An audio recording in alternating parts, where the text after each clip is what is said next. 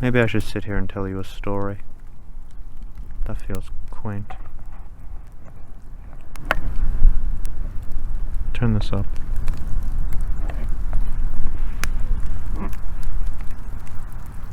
Alright, so here's your story. Once upon a time, there was an island called Iru.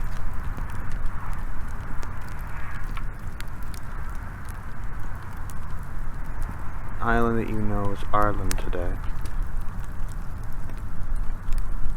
It was a beautiful place. It was born from the receding ice, from the glaciers, from a time when there was nothing but cold and ice. Can you imagine it? No Europe, no Alba, just ice, cold as far as the eye can see. Must have been quite the sight.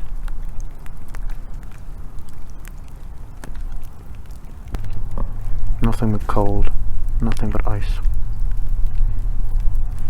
Frigid desert of darkness, except when the sun shone. The light refracted off the white, and it was an entire continent of light and cold.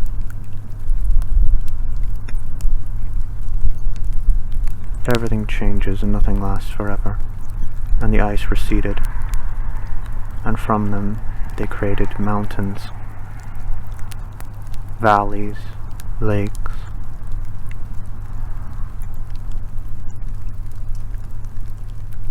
and the land began to raise. The first inhabitants didn't last very long. The ones that migrated, the antediluvians.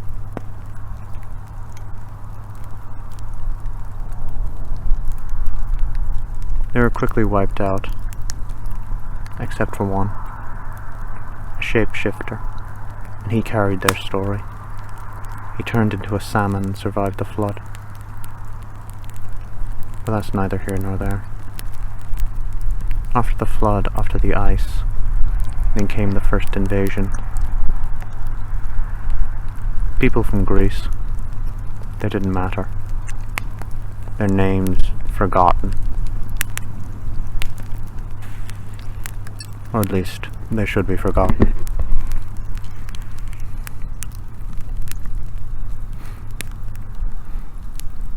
When they came from Greece, but they made the mistake of settling in someone else's land that was already there, watching them the whole time. They tried to make their way into the Eru, they tried to set up their little settlements, their dwellings, their little human caves and shit.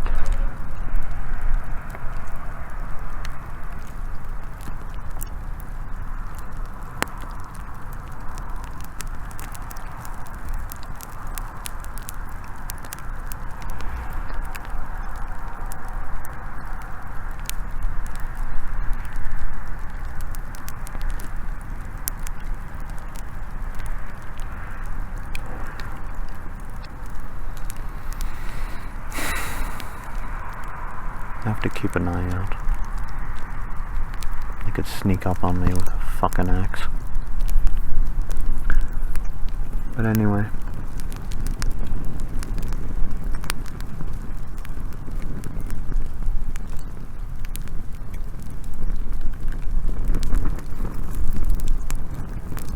When they came here, they found it was already inhabited. They weren't the first. There were others that survived the flood, survived the ice, that were here long before. It wasn't us. It was the Farmarov, the Fomorians, the dark gods of Ireland. And they knew the name of the goddess of that land.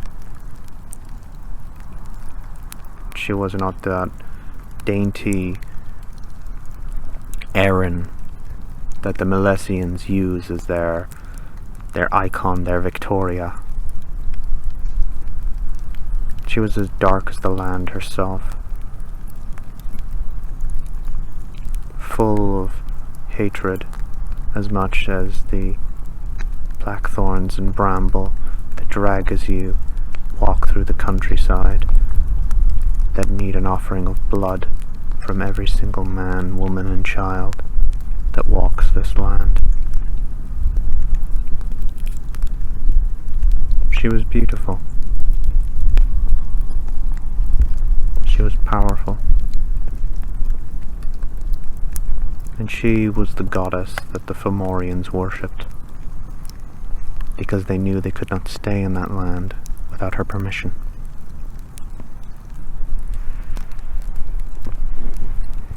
So the first people that came here, the first men that settled, you could call them proto-Milesians if you like, they fell ill of this witch, of this Eru, of this Etain, of this dark goddess, and she passed a plague upon them that wiped them from the face of Eru for their disrespect. It must have been a glorious sight. Can you imagine?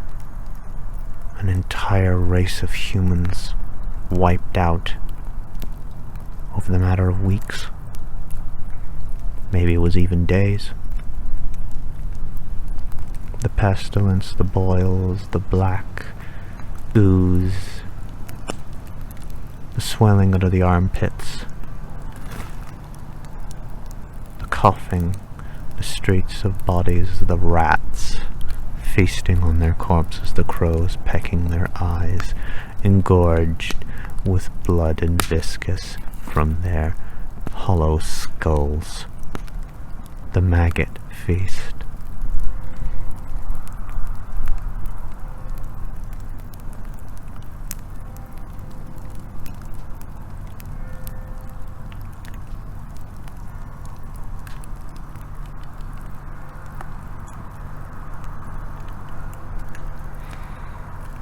These humans don't know what a plague looks like. You think that recent flu you've all had, you think that was a plague.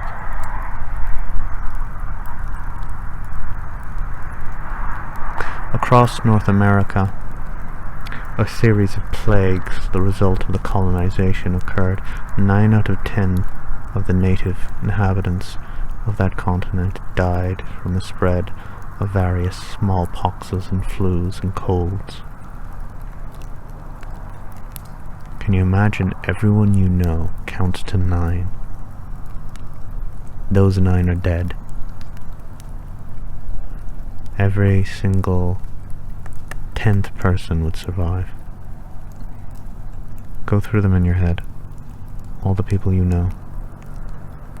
Imagine 9/10 of them dying. What a beautiful thing. But it was better for the first human colonists of Eru. It wasn't just 9 out of 10, it was every last one of them. Every last one of them died coughing up their own lungs, as they deserved for disrespecting Eru. But that wasn't the last of them. A people known as the Fir-Bolg. They were slaves from Greece, Macedonia.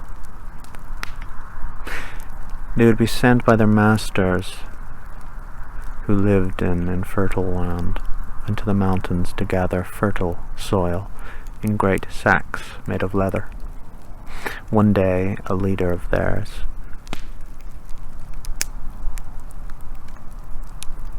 came to them and rebelled.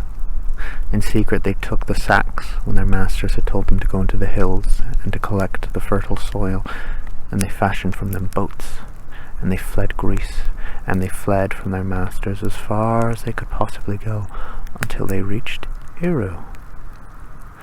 And there they met the dark goddess, and her vassals, the Fomorians, the dark gods of Ireland.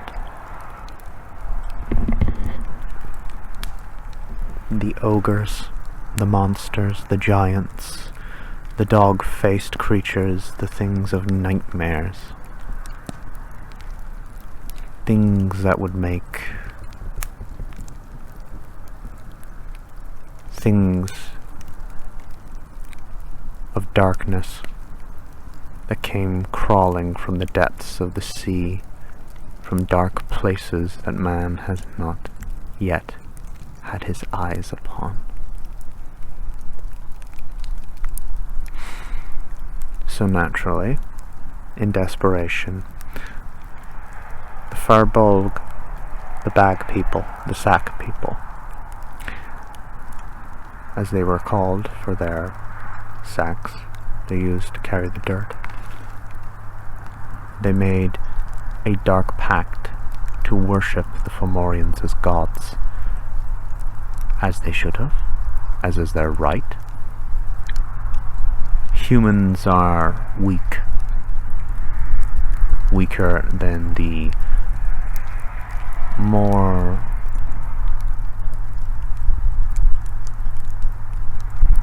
gifted races.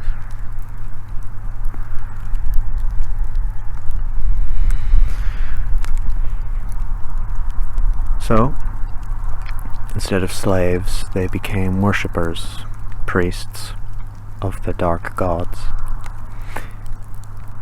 But the Fomorians' rule of the island didn't last long. There came another race. This race was different from all the ones that had came before. This was the great race, the high race, the one of culture and music.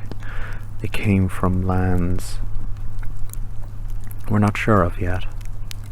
Some say they come from Scandinavia, from the north. Some suggest maybe they came from the south, from possibly even Africa. We don't know. They were called the children of the goddess Danu, or the tuath danann. Those were my people. When they arrived, naturally, the Fomorians didn't take too kindly to them. They were jealous of them. The Dinimaha, the tuath danann, the fairies, as they're called today, they were the fair folk. They had great music, they had great culture and art. The Fomorians, they were brutal, they were beautiful in their own dark way, but they didn't shine in the light like the tuath danann did. So also the tuath danann were colonizing their lands, and that didn't go on well. Also, the tuath danann didn't take very kindly to the goddess of that land.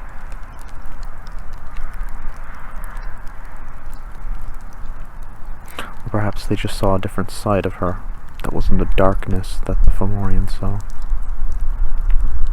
I don't know yet.